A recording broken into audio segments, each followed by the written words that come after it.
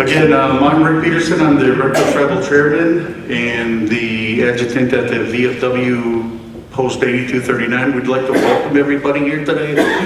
And we'll begin our ceremony today with the presentation of the flags.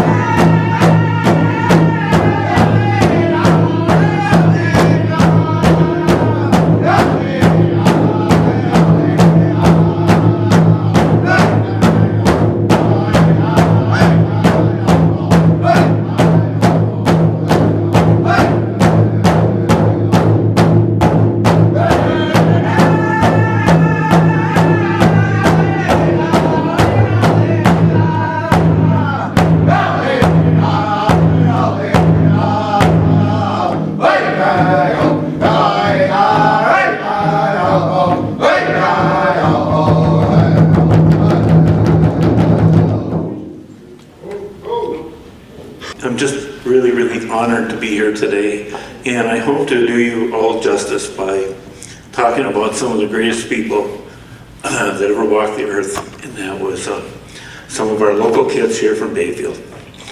Now I have to take my glasses off every once in a while and put them on, so I hope you'll bear with me.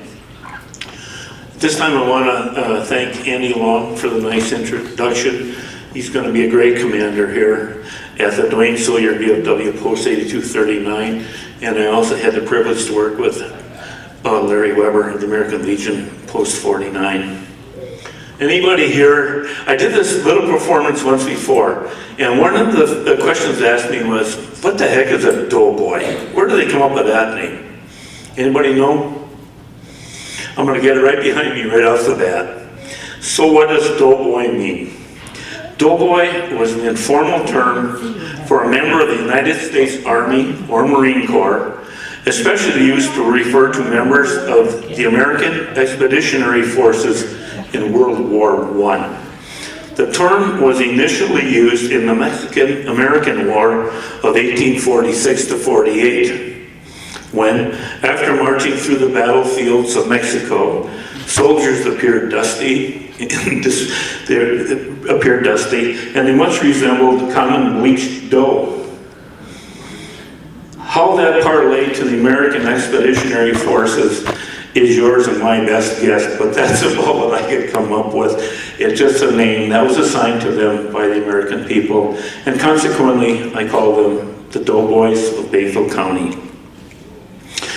On behalf of VFW Post 8239 and American Legion Tootloff Saunders Duffy Post 49, the Bayfield Heritage Association, Apostle Islands Preservation Conservancy, Historic Preservation Conservancy, and myself, I extend really a huge welcome to all the great veterans who sit out in this audience today and the citizens attending this honorarium as I speak.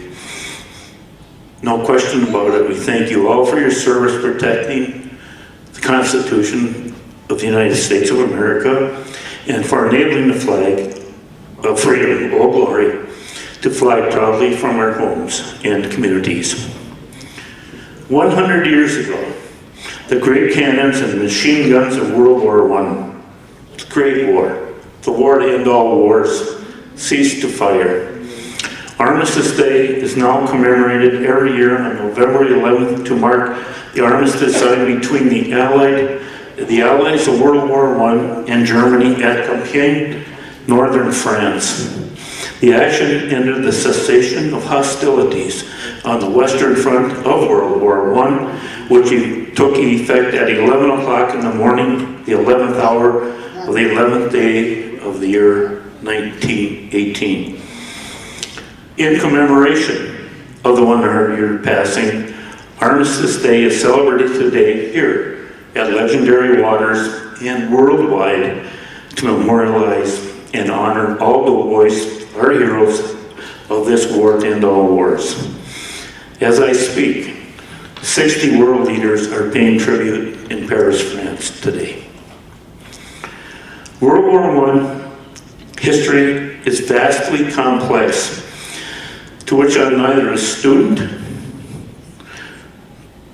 not quite yet, yeah, I can take that in a minute, to which I'm neither a student or a historian of. Frankly, I'm just a follower of it, and I got really interested in it when, as a board member at BHA, I got scrambling through the old Bayfield Progress newspapers housed in the basements of that great institution from the years 1917 to 1919. So I'm not a professional, I'm not a scholar, I'm just Bob here, and if I make any mistakes, I take full responsibility for them. We all know it, that for the privilege to protect the Constitution of the United States of America, its principles of democracy, freedom, and liberty, and to fly full glory with pride, many a young doughboy paid the ultimate price. This fact is true of all wars. As a result of the armistice, the ending of the armistice, our doughboys would now trek battle-weary from the blood-drenched mustard gas sprayed fields, battlefields of France, to board transport ships in France to venture home to their families and resume a normal flow of life in their respective communities. At that point, our Bayfield Doughboys from Redcliffe, Bellinger Settlement, the city of Bayfield, the town of Bayfield, the townships of Bell, Russell, and Point finally were coming home after that year-long battle. And so, from the hinterlands of America to the heartland of Bayfield County, to Washington, D.C., to Paris, France, jubilation and tears of joy resounded through the streets, and from sea to shining sea. Flags flew, and the Star-Spangled Banner resounded in towns at every local event in honor of our Doughboys of Bayfield County. That's why we're here today, in honor. America's brave young men had just put their life on the line to defeat the German tyranny and inhumane actions cast upon mankind. And Bayfielders were jubilant, and Redcliffe people were jubilant, and Bellinger Settlement people were jubilant, and all the township people were jubilant. Their boys were coming home. So says the Bayfield Press on November 11th, 1918. The headline read, "Germans holler enough." Goes on, the quote says, "Not in the memory of the oldest inhabitants has there been such a celebration in Bayfield as the one pulled off yesterday after the report of the unconditional surrender of Germany had been confirmed." The town went nuts. Redcliffe went crazy. Bellinger Settlement, similar. It was a huge, huge deal. Their boys were coming home. The moms and dads would now see their sons again. So today, I just want to offer up a brief snapshot of the war, the trials and tribulations, and even some humorous undertakings of our community's Doughboys of Bayfield County, Company B and Company D, who served with pride from Redcliffe, Bellinger Settlement, the city of Bayfield, towns of Bayfield, Russell, Bell, and La Pointe. I have a list of those people out in the hallway, and there's a list of more people that have served in all the wars that I kind of helped put together. It's kind of like my first contribution to the auxiliary thing, and I'm just brand new to that, so. My slideshow presentation will be presented as follows. This little dedication thing. It's got a timeline with some casualties mentioned in it. The leadership of the nations. The recruitment to service. The American Red Cross and volunteerism played a huge role. War funding.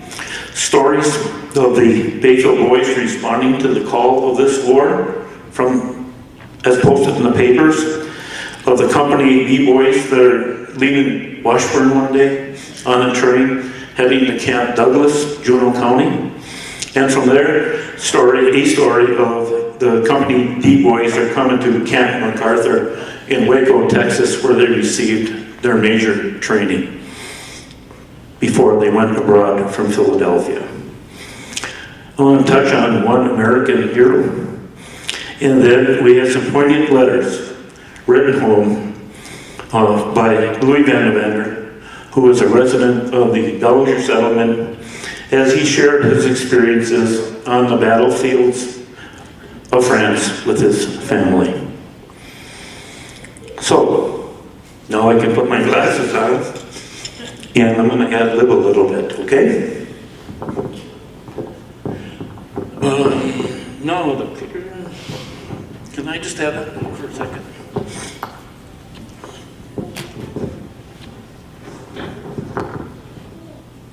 Back up.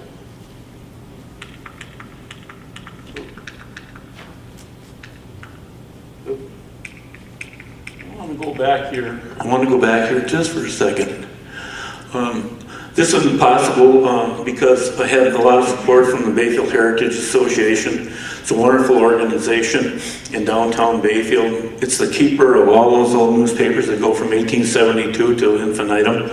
And there's a real history there that nobody should really miss, and I try to do my best to document as much out of them as possible.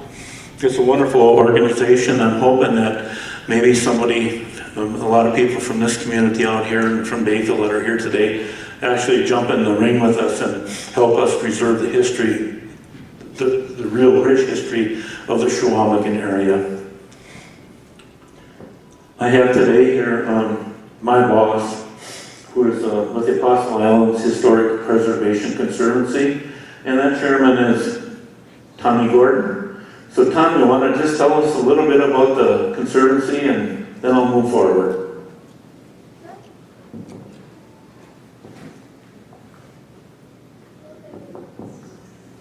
First of all, I want to thank all the veterans that are here. Thank you for your service, their families. And it's well known that when time of war, both the second, first Vietnam War, that a lot of Native American people signed up and went to war to fight for this country because it meant a lot to them and it means a lot to them today. I went to the last Apostle Islands Historic Conservancy to tell them that I've been vice chairman for a long time, and I told my wife when I left I'm going to resign. And when I come home, she said, well, did you turn in your resignation? I said, no, they wouldn't, nobody said anything, they made me chairman. So I never resigned, and that's how I ended up here. It's a good organization. They've given the Blangy settlement thousands of dollars in help in restoring the cemetery and doing work in the cemetery and the old church. We give contributions when Larry Bulber was the preservation officer working in the cemeteries and documenting those graves and trying to mark them. So it's a wonderful organization, and I'm proud to be a part of that and been doing that for a number of years.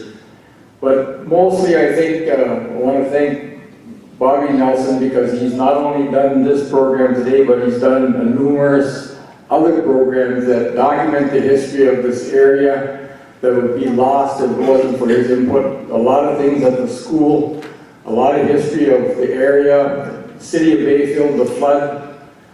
And so for that I want to thank Bobby, and I want to thank all of you today, and thanks.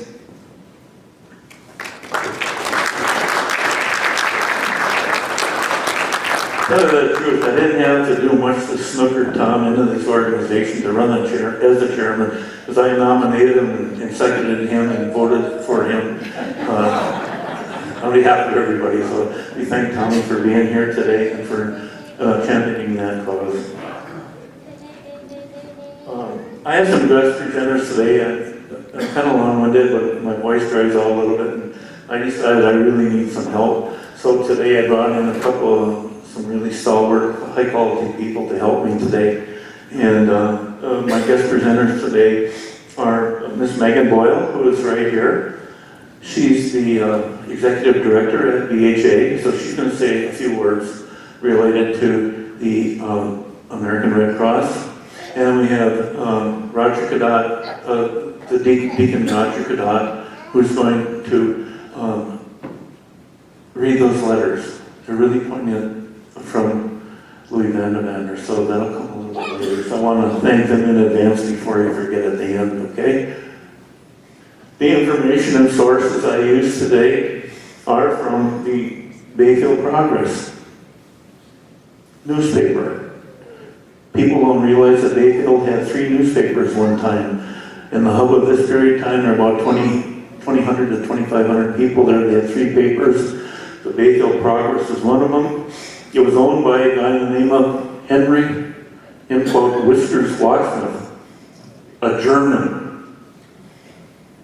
And in my booklet that I've built, it tells his story in there about how he denounced the Kaiser and the German armies. But that's for another day. I got my information from those sources at the Bayfield Heritage Association, and I also use the Encyclopedia Britannica, and I gotta fess up a little bit. I did go to WikiLeaks, or Wikipedia, for a little more information.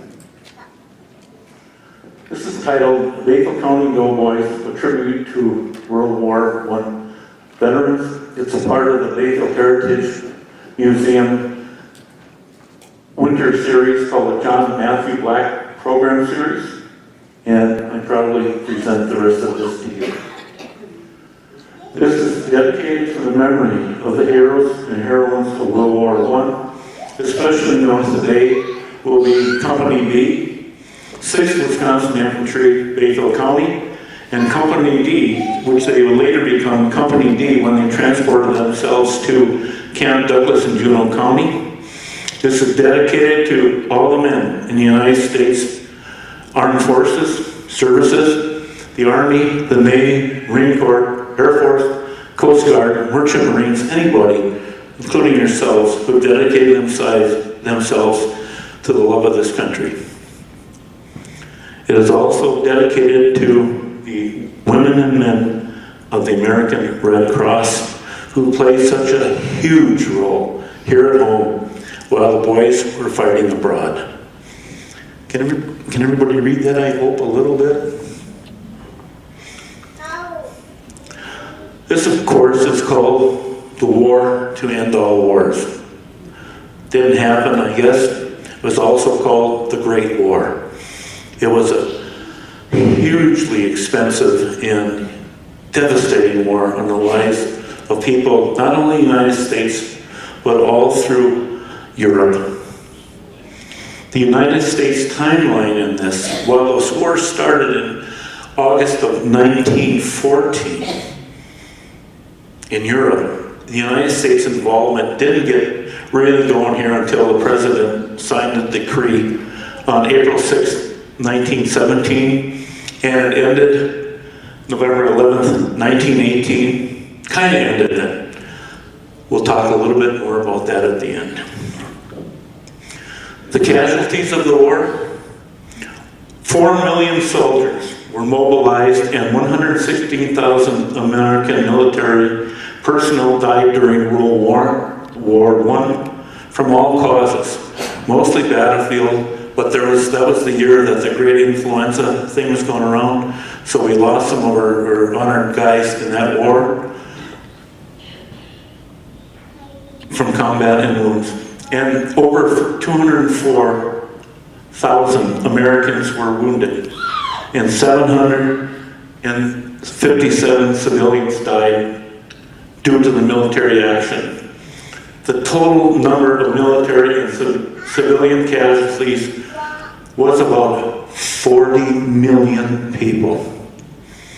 Estimates range from 15 to 19 million deaths and about 23 million wounded military personnel. Doesn't get any worse than that. So, this is kind of a shortened timeline. A lot of things happened in there. There are a lot of battles that went on.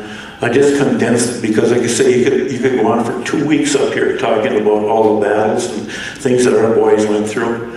But on July 28, 1914, the assassination of Ferdinand happened. Then he was from an Austro-Hungarian person. Then on July 17th, 1917, the German Foreign Minister Arthur Zimmermann sent a plot to Mexico to try and involve Mexico to fight against us in case the Americans joined the war at a little later date.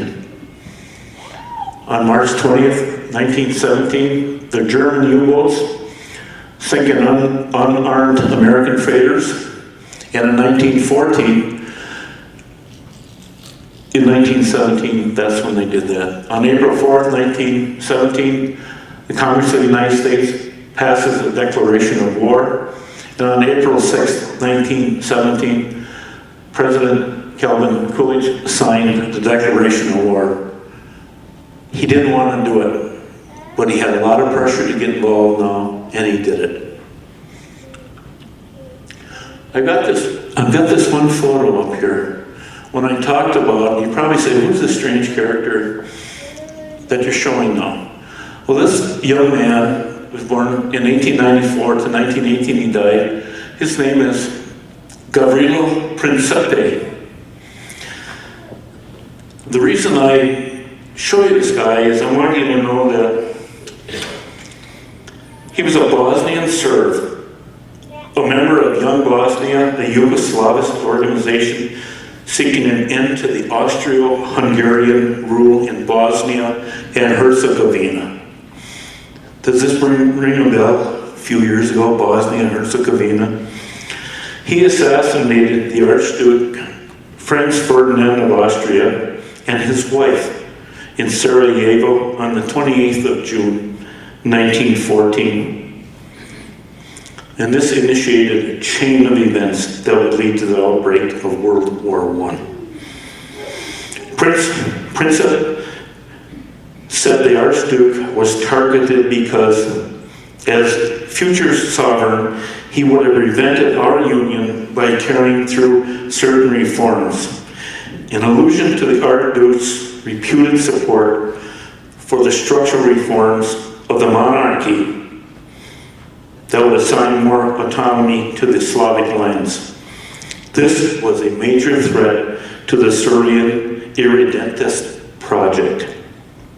He was a Yugoslav nationalist associated with the movement Majada, Bosnia, Young Bosnia is what it means, which predominantly consisted of Serbs, but also Bosniaks and Croats. During the trial, he stated, "I am a Yugoslav nationalist, aiming for the unification of all Yugoslavia, and I do not care what form of state, but it must be freed from Austria." The Austrians were tied with the Germans. Kaiser Wilhelm II. He died on April 28th, 1918.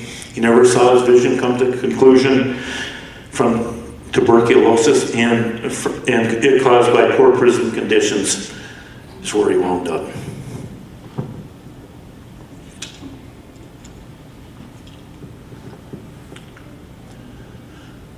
I'll get back to the German plot. This is what really uncorked the United States government with the sinkings. And then when they got wind that the Zimmerman actually had the nerve, the audacity, and the gall to go to the minister of the Mexican government and say to us basically from Berlin, on the 1st of February, we intend to begin submarine warfare unrestricted. In spite of this, it is our intention to endeavor to keep neutral the United States of America. If this attempt is not successful, we propose an alliance on the following basis with Mexico: that we shall make war together and together make peace. We shall give general financial support, and it is understood that Mexico is to reconquer the lost territory of New Mexico, Texas, and Arizona. The details are left to you to settle. You are instructed to inform the President of Mexico of the above in the greatest confidence as soon as it is certain that there will be an outbreak of war with the United States, and suggest that the President of Mexico, on his own initiative, should communicate with Japan, suggesting adherence at once to this plan.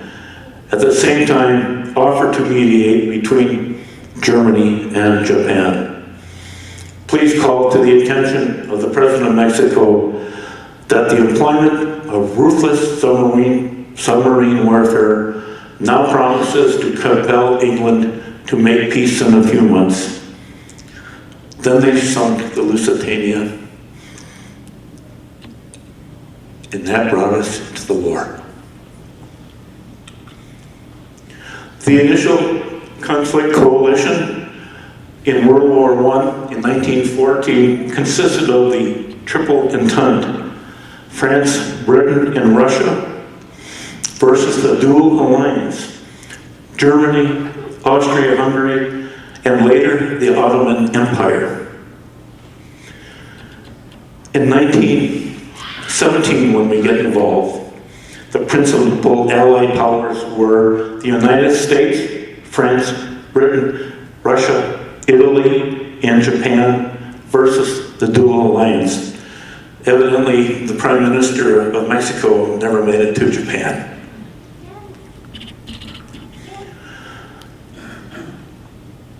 For its presentation, I wanted to show you who the principal players in the United States government were.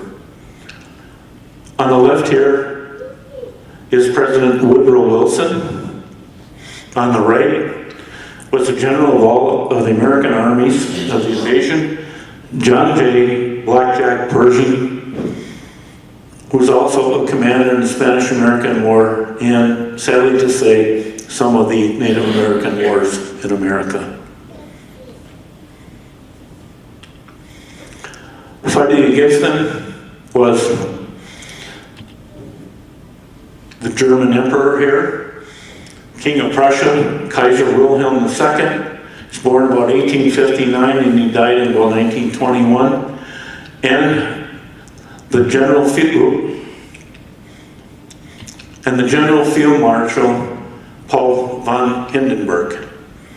They were the masterminds of the German army in those days.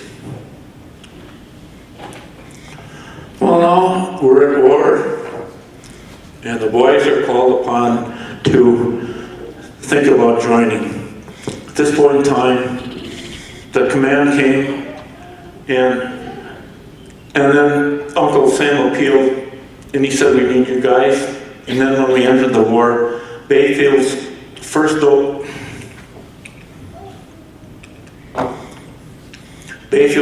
World War Doughboys became members of the Bayfield County B of the 6th Wisconsin Regiment. I put up here some posters I thought you'd find fun.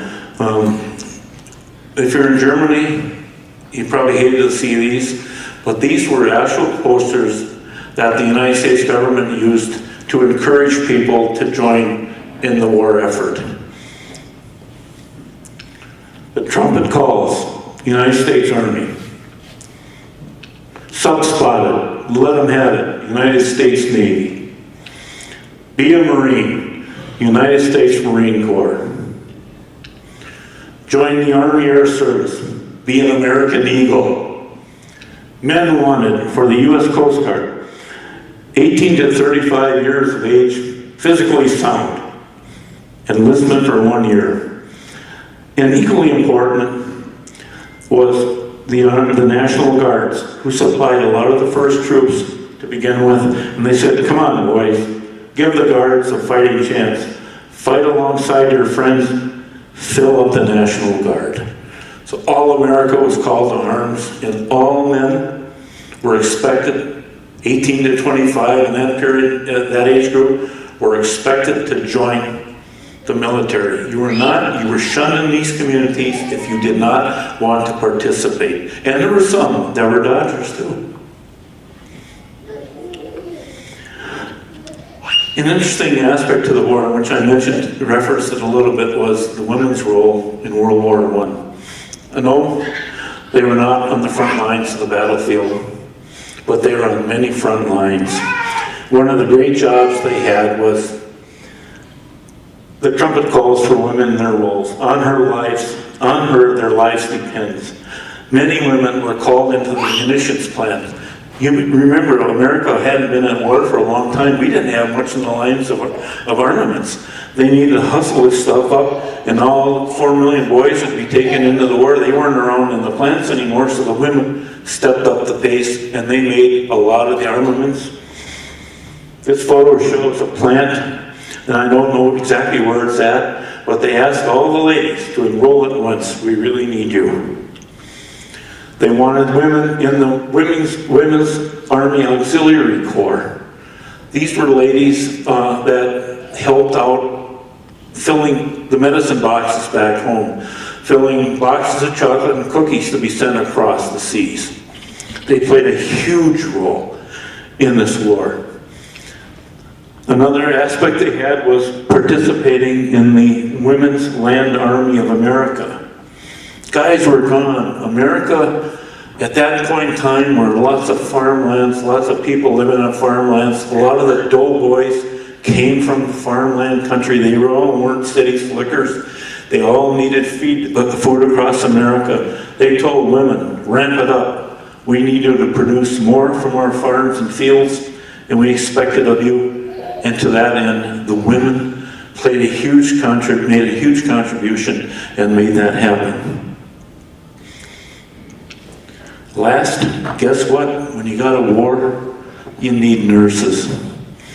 And so any young college woman in that age group that had just an inkling of training or were asked to call upon to join the Women's Nurse Corps. And they were sent not only in the United States in the hospitals here when the boys came back wounded, but also over to Europe on the front lines. They were as brave and heroic as the guys that went over there. They were right in the mix of it all. Lastly, this was a huge endeavor in the United States.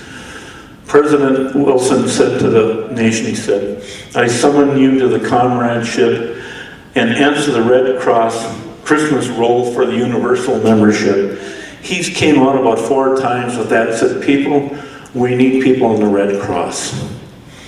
At this point in time, I'm going to have Megan take the phone and just give you a little update on.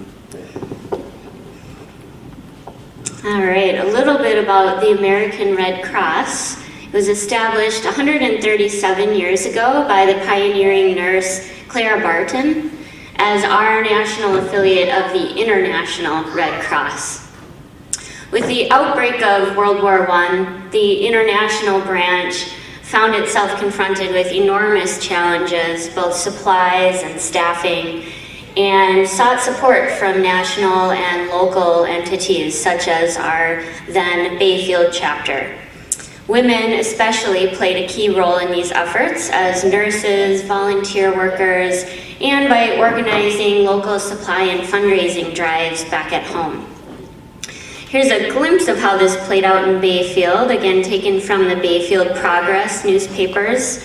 On May 8th, 1917, the headlines read, "Good work, help it," followed by a short insert, quote, "Under the leadership of Mrs. John P. Keel, considerable numbers of local young women have engaged in a most laudable Red Cross work. Their intent is to make up, in accordance with instructions, a box of Red Cross materials, bandages, kerchiefs, socks, slippers. For such material, the quantity now ready being insufficient at the front lines. The volunteer workers stand in immediate need of material. Search out your dressers, whatsoever you can spare, of old linen and cotton goods, and put it at once to the service of these workers. Deliver it if you can to the Bayfield Pharmacy, or if that be inconvenient, just send notice and there someone will call for your contribution." And a week later, the Bayfield Progress reported great success. People generously provided both goods and financial support to this cause. Again, highlighting the importance that our local citizens had in World War I. Thank you for that. What's even adds to the interest of that to me was that Bayfield in those days had a strong Catholic community, it had a strong Protestant community, it had a lot of Native American people living in Bayfield. I grew up with the Cadat family up on Catholic Hill. I grew up with the Lamori family. I grew up with the Bonney family. I grew up with a ton of Native American kids up there. And I know that their parents and grandparents were all part of that huge movement in Bayfield called the American Red Cross. Can never thank them all enough. So that particular group of people organized themselves on May 15th, 1917, just a few weeks after the President of the United States declared war. And this is some of the propaganda or the posters that were placed around town, which encouraged everybody in the community to become a part of this great process, which was to defeat the Kaiser and Hindenburg. Across the nation, the American Red Cross held center stage, and in 1917, they were the International Federation of the Red Cross and the Red Crescent Societies won the Nobel Prize for their work for world peace. So everybody in this community in Red Cliff townships were all a part of being Nobel laureates. Funding of the war, getting pretty expensive now, about $33 billion to do it on our part in the long run. But they did it, and the way they did it was they antagonized the American people, and they said, prove your Americanism, be an American. Purchase of 4 Liberty bonds. That's how they paid for the war. They didn't come out like today and, just take it out of your taxes. In those days, you were encouraged to buy Liberty bonds. And they would say something like, every Liberty bond is a shot at a U-boat. Fire your shot today. Well, that directly reflects the U-boats sinking our vessels in the North Atlantic. When you think about it, it was just smart advertising, and people jumped to help in. They would have parties, they would have associations get together, somebody throw in $1, somebody throw in 25 cents. Henry Washington Sr. threw in $25. That was huge money back in those days. They had a second Liberty loan, 1917, and they'd go to the women again and say, women, help America's sons win this war. Well, guess what? Those women were pretty powerful in the community, and who's ever sitting on the beaches here in America and they had wives, they got into their pocketbooks and they said, you guys are going to supply the money for the war. And they did. And they did this all across the nation, just not Bayfield County. The third Liberty loan came out, and they used a child to promote it. Interesting in that now you're protecting your children. See the psychological advantages to smartly commercializing this whole thing. So those are samples of the posters that hung in stores downtown Bayfield, out in Red Cliff here, in the town of Bell, over in Cornucopia, and around the state of Wisconsin and the United States of America. Here's the last one. Liberty Bonds, 4th issue. Issued September 28th through October 19th, 1918. They still needed money to finish the war. Fortunately, they didn't have to go to a 5th bond because the war ended a few weeks later. All aboard?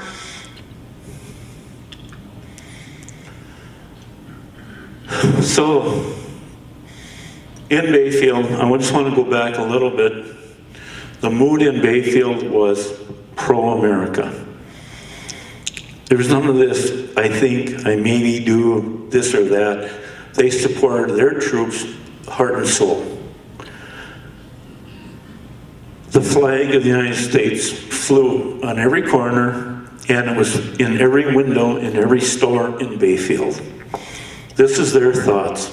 One of the, I excerpted this poem from Wilbur Nesbitt, and it says, your flag and my flag, your flag and my flag, and oh, how much it holds. Your land and my land, secure within its folds. Your heart and my heart beat quicker at the sight. Sun-kissed and wind-tossed, red, blue, and white. The one flag, the great flag, the flag for me and you, glorifies all else besides, the red, white, and blue. April 10th, 1917, the Bayfield Progress. Country first. I want to get in a little bit to the boys now and introduce you to the great people that service this area. I don't have the list of everybody from Bayfield Red Cliff and the whole area is listed outside there. Today, I don't have a chance to rattle through, you know, there's probably 120 people from the townships in Washburn and that stuff here, so they're all listed outside. But today I'm going to move in a little bit and tell you a little bit more about the Wisconsin National Guard in Bayfield County, which was basically at first a part of the Spanish-American Wing Guard County Group, okay? They were formed by Isaac Wing. He supplied money for them when they went in the Spanish-American War, and they became the Company B later on. It went from a county unit to a Company B of the 6th Wisconsin Infantry on June 12, 1917. That's in the Bayfield Press. Everything I have from now on is quotes from those papers, so none of it's made up by me up here, okay? From there, the local boys that responded, and I mentioned them many times, and I'm proud of every one of them, and I even knew a couple of them, to be honest with you, which gives away my age. But they came from the city of Bayfield, again, the town of Bayfield, the wonderful little settlement of Bellinger, the town of Bell, town of LaPointe, and from the great band of the Red Cliff Band, Lake Superior Chippewa. They were huge players in that war. One of the prints in the paper on June 5th, 1917 said, "Roll call. What do we want? We don't care. We want everybody. We want the rich man, the poor man, the merchant, the banker, the farmer, the manufacturer, etc., etc., etc. Selective service." They wanted everybody in that war. And respond, the Bayfield County boys did. On April 9th, 1917, the first first young man that I can absolutely say that I know of, and there may have been somebody before him that signed up, was a young man from Red Cliff.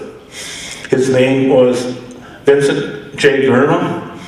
He went to Bayfield High School here, and then he kind of left a little bit early, and he wound up around Tomah, Wisconsin, and so he joined the Company K of the Wisconsin National Guards, and they in turn wound up being in that war. Then on May 8th, 1918, we see where Adolph Moore, Leo Batan, William Mason, Webb Hanson, and George Kruger enlisted in the Navy. So you got the young man that jumps into the war in the Army, and then these 5 guys decide they want to go to the Navy. And then, inspired further, we see a group of young men that were really basically the first kids out of this area that follow the flag. And it says up here, these Bayfield boys, volunteers all, report today at Washburn for service in the County B 6th Wisconsin Infantry. This is July 24th, 1917. And this is where I will read to you some of the names of these wonderful people. They're in alphabetical order, and they go with a young man named Joseph Allen, a Charles Babineau, Frank Conlon, Fred Curtin, Joseph Dennis, Louis Gordon Jr., John Lamorty, Graydon Robeson, Frank Shelley, James Walsh, Charles Butterfield, Brian Conlon, Alex Charette, Marion M. Dunkel, Angus Defoe, Charles Jelnick, John Petit, Donald Roy, and Michael Vanavander. Probably the first that came out of this area. I didn't see any results that would indicate otherwise.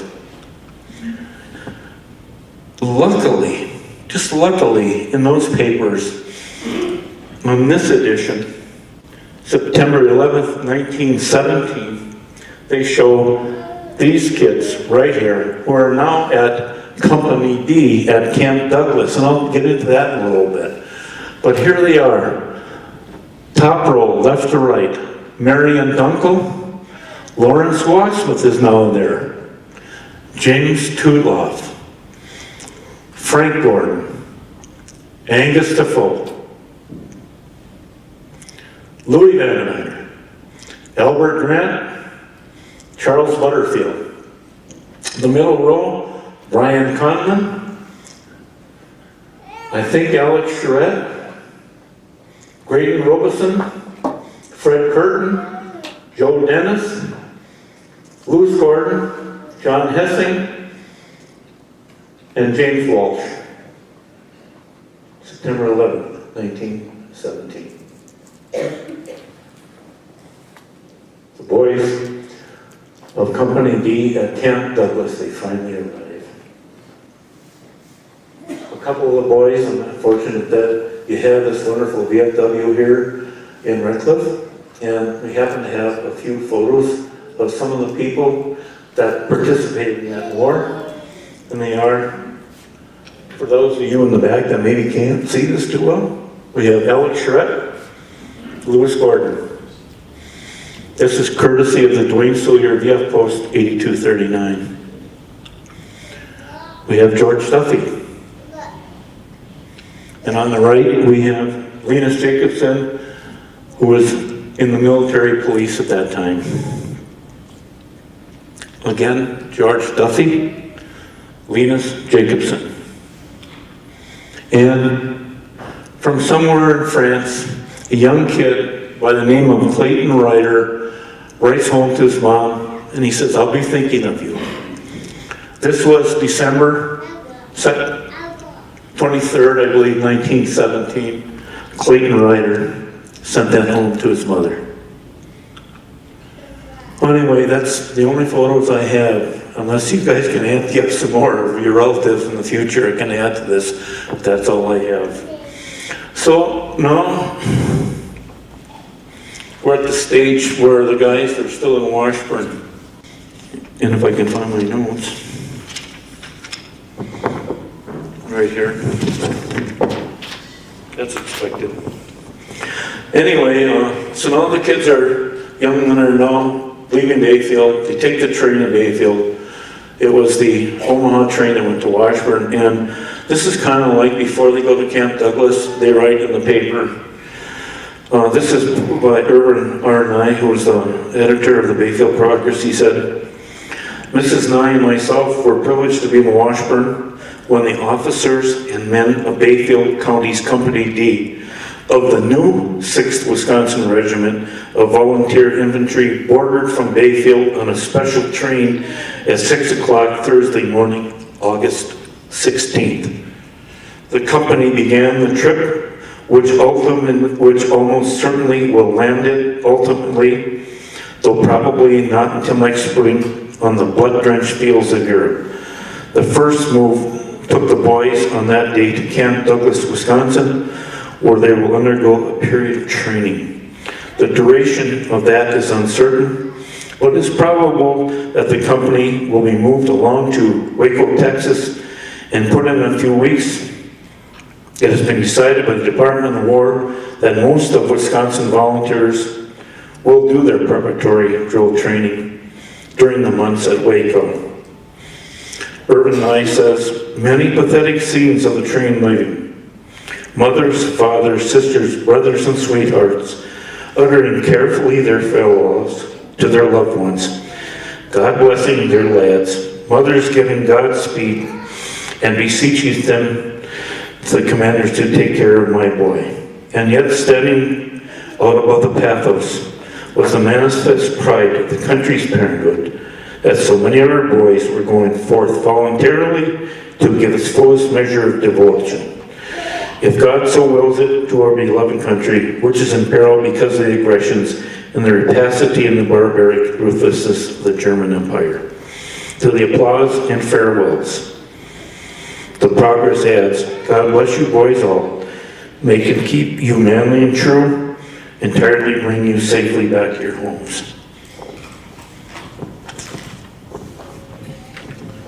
So now they're still in Washburn, but they need to head down to Camp Douglas. So a lot of my photos come from this gentleman. His name is Henry H. Hanson. I was talking to Andy over there and said, I knew him as a kid in Bayfield, and we used to call him, Shirley Edwards called him Alphabet Hanson too, as did all the guys in Bayfield, but that was his nickname, and he ran a little store in Bayfield. Anyway, this is a picture of Henry J. Hanson taken in August of 1918 at Camp Douglas.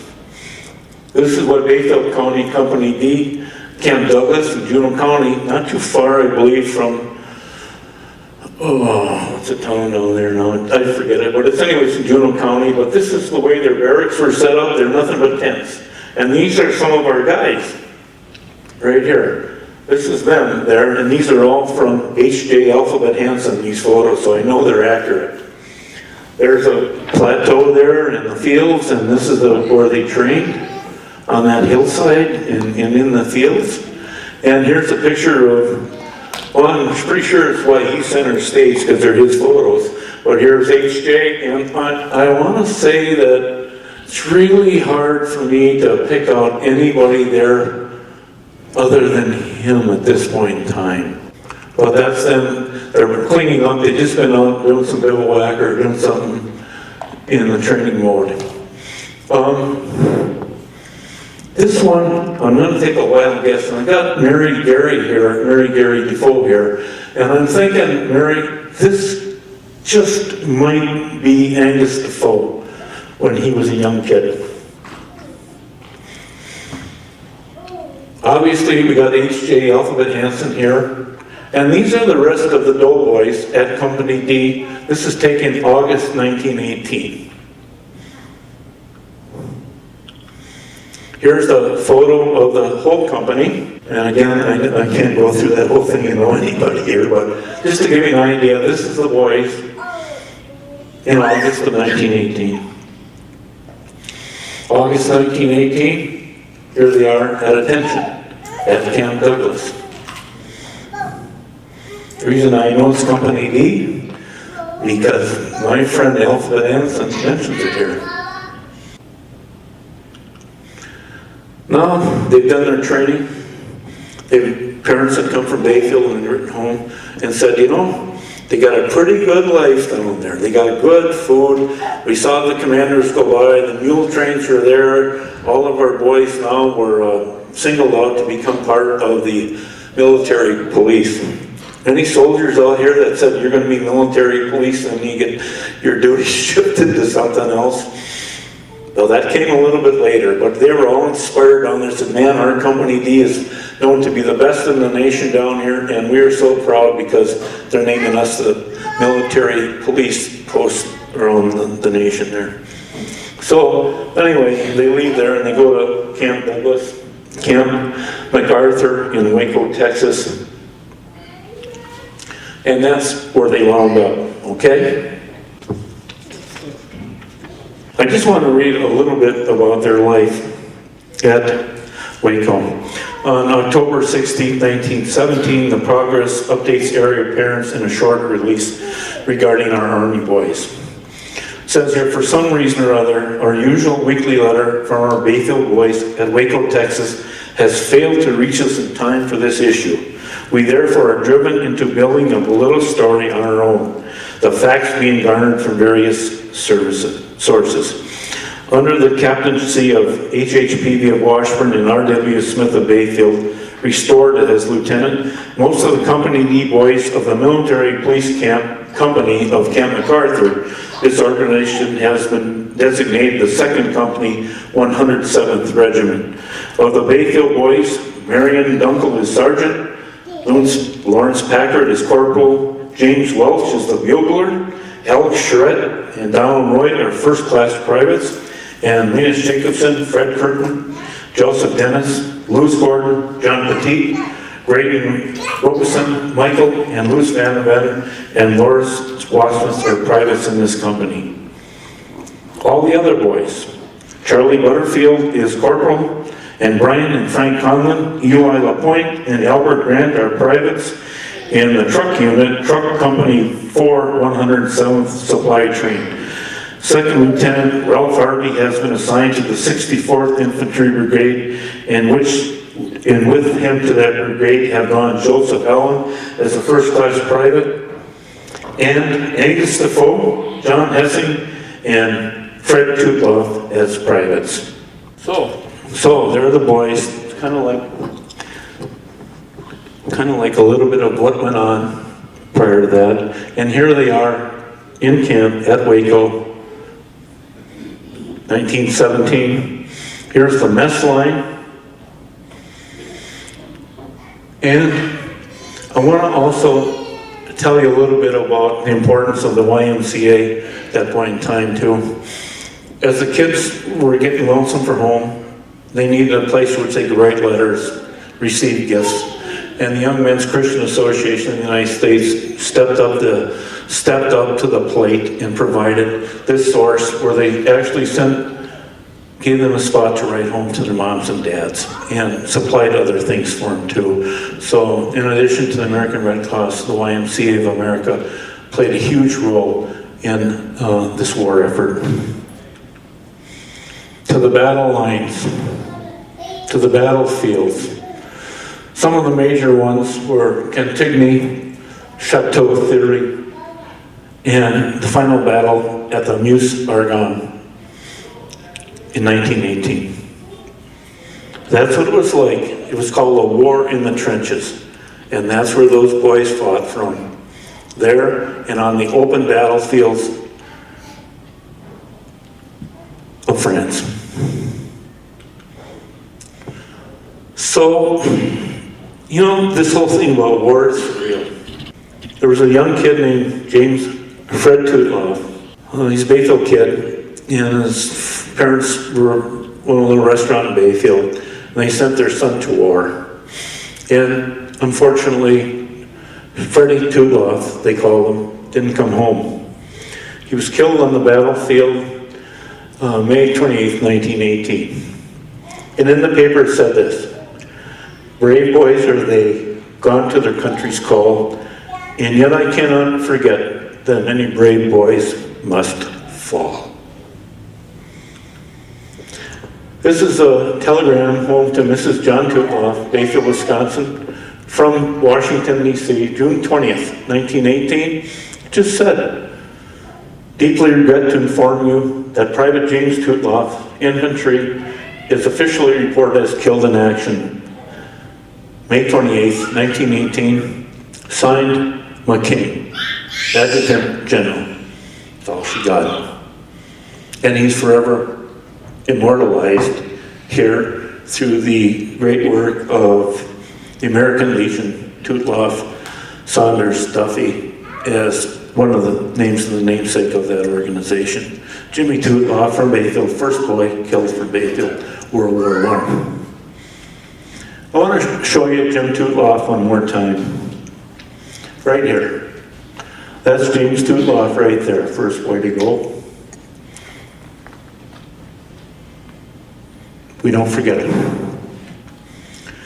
So now I'm winding down here a little bit, and I want to finish up here, but I want to bring the emotional part of this war to you people, because it was highly emotional, and the great kids that came out of here, in their spare time, on the battlefield, sent letters home to their parents. And so these are some of the letters that have been written home to the parents, and just fortunate today to have Roger Cadot, Deacon Cadot here to help me go through this, because they bring great sorrow to my heart. So, Roger, if you'll come up and take the phone and share the experiences of Louis and Evander.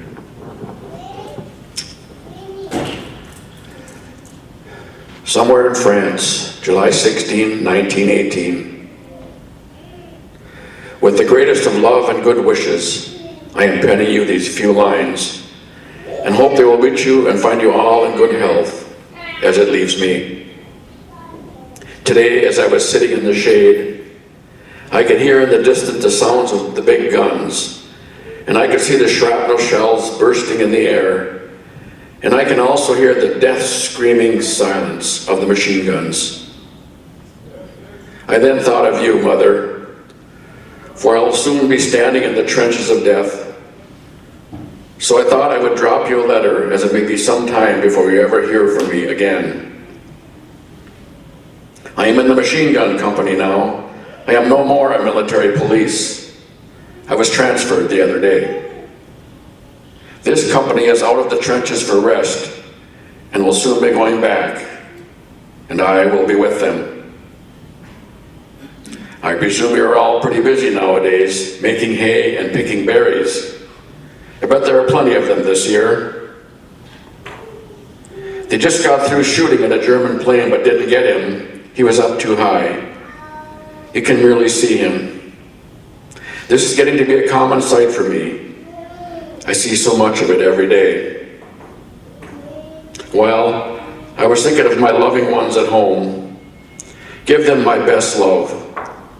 When I come out of the trenches, I will write you a long and interesting letter, for I'll have something to tell you then.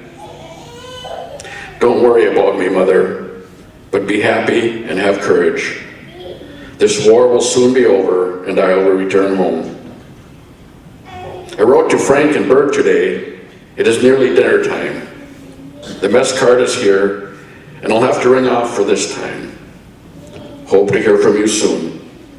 With love and good wishes to all, your loving son, Louis Van Deventer, Machine Gun Company, 125th Infantry.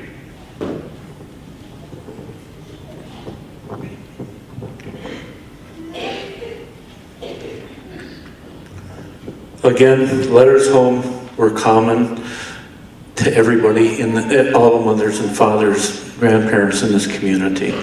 That's one of Elphaba Hanson's photos. I'm pretty sure that's his wife and or a friend of theirs. And what's really poignant about that photo is that it says here, America first.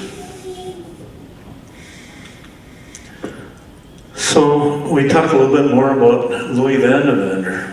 And he writes home again to his mother with this piece.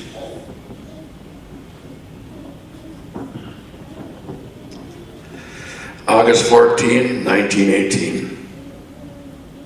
Dear Mother and Father, with the greatest of love, I am penning these few lines to let you know that I'm still alive and enjoying fairly good health at the present time. And I hope these few lines will find you all the same. I was in the hospital again, but don't worry. I think I'll be out again. Thank God that I am still alive. I am sure He did protect me, for I did get some very close calls at the front. I was brought here from the front suffering from a shell shock, but I'm getting along nicely now. But I am afraid that I'll never be the man I used to be.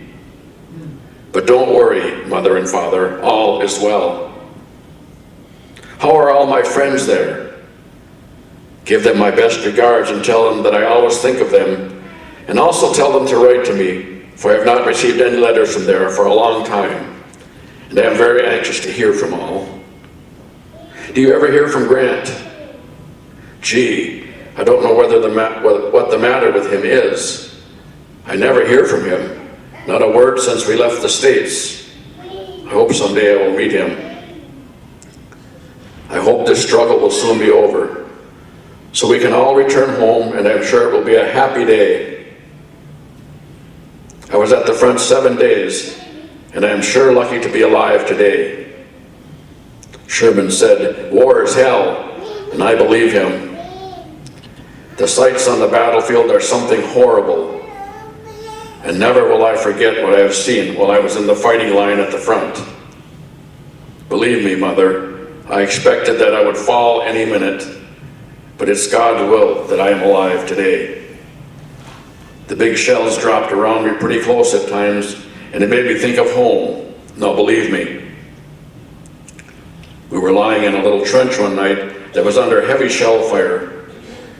I was lying between two of my soldier friends, and about 3:30 in the morning, 3 shells burst right in front of us. It wasn't any more than 15 feet away. The 2 boys that were lying with me were wounded. and I was the lucky one. Well, I think I will close for this time, hoping this letter finds you all in good health, also the friends around you. I will now close for this time. With love and best wishes, your loving son, Louis Van Vender, United States Base Hospital number 19, American Expeditionary Forces.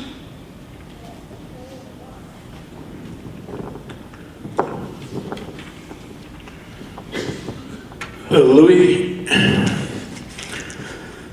Van Vender was one of a unique group of soldiers in the Expeditionary Forces. He was a member of the 32nd Division, the Red Arrow Division, known as Les Terribles. They were the first guys that would go to the front. I think it's worth noting that he was a genuine hero. The Les Terribles, I gotta find my thing here again. I did a little research on them, and they were just exactly as it says. They were the men amongst men. They were the first to go to the front. I did a little research. Remember I told you about Wikipedia? I found this shot here of that particular group of people, and I don't know if Louis is in there or not, but that is the 125th Infantry, 32nd Division, and I don't even know if I can say the word up there. Massawa, East France, July 14th, 1918. I would suspect he would have been somewhere with that group. Here he was a part of the Hill 212, the 32nd Division, in which they called it the Hill of Death. And they made a note in there saying, advancing where no others could. Louis Van Vender. In the last great offensive of which he was a part, was in France, northern France, in the Meuse-Argonne offensive, in which it took, this was on the 16th December 1918, just before the armistice of November 11th, in which I believe it says 36,000 German troops and 25,000 American lives were lost in that battle. He was a part of it. But then all things come to an end. And there's Armistice Day, which help us always remember them and always reflect back at the great gifts they gave to this nation.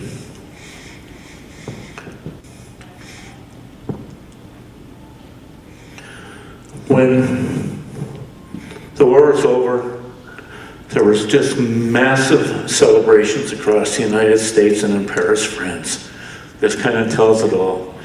Armistice signed, end of the war, Berlin seized by revolutionists, new chancellor begs for order, ousted Kaiser flees to Holland.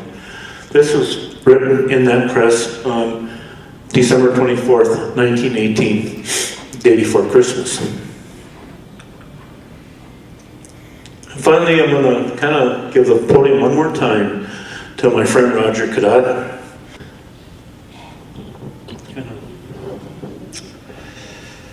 From Blechhausen, Germany, April 12, 1919.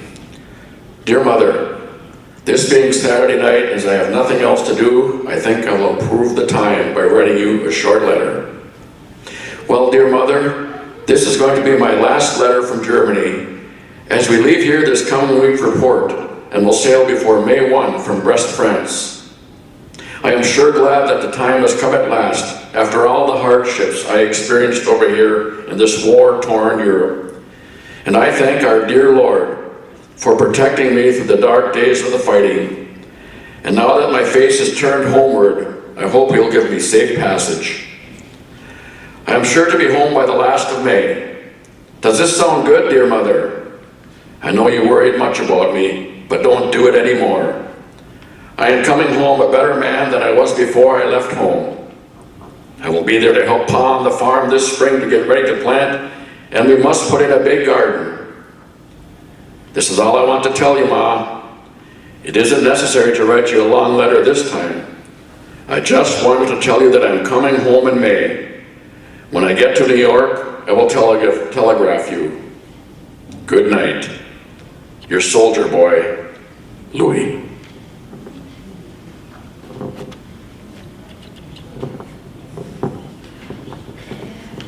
So all the boys now had the war behind them. They're coming back to America to live a life in their dreamland and make a life for themselves. They've given of themselves, their lives, their time, their efforts, all to the flag of the United States of America, and so that people like yourselves and myself would have a quality life later on. It wasn't quite the end of the war, because the war ending timeline went like this. On June 28th, 1919, actually the Treaty of Versailles set stipulation that brings the war to an end. It was the war guilt clause in which Germany had to pay retribution to all the nations that suffered under that war. And then on July 2nd, 1921, the Knox-Porter Senate resolution was signed by President Warren G. Harding to officially end the war. So they had an armistice. The war officially ended July 21st, 1921. And then on July 24th, 1923, the final treaty at Lausanne, whereby the Allied forces officially left Constantinople. That was where the Ottoman Empire came into this war, and we finished the war in Constantinople a few years later, after Armistice Day. So in closing, you should all be hugely proud for your commitment to the flag of the United States, for the great service that you all provide to this country, and for your leadership and patience with this great nation at times. With that, I want to thank you all for your attention, and certainly on behalf of everybody I represent today, wish you a long and fruitful life. Thank you.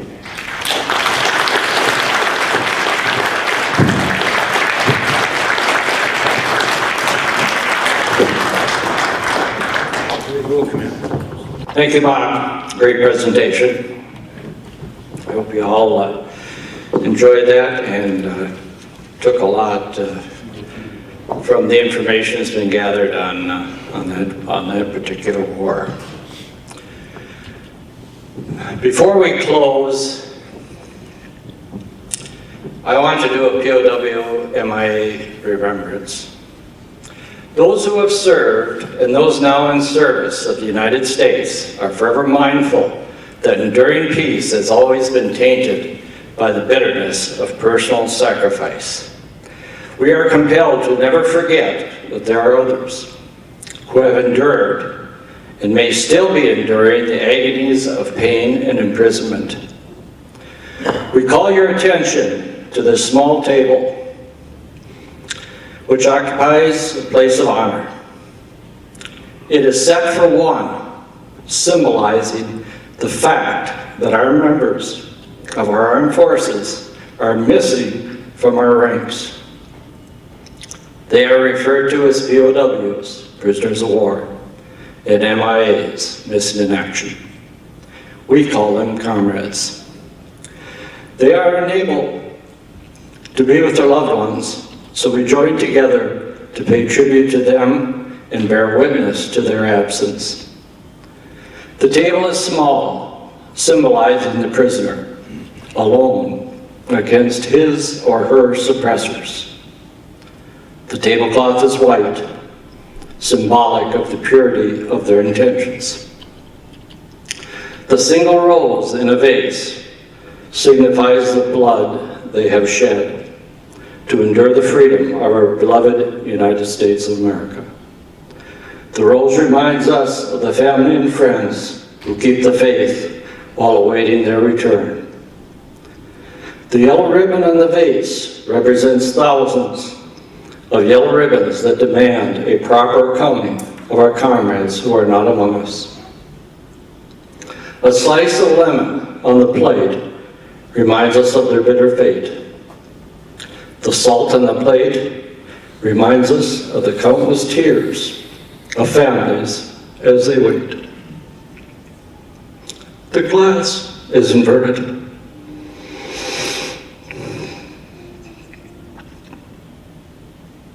They cannot toast with us at this time. The chair is empty. They are not here. The candle is a candle of hope, lighting their way home to the open arms of a grateful nation. The American flag reminds us that many of them may never return. They have paid the supreme sacrifice for our freedom.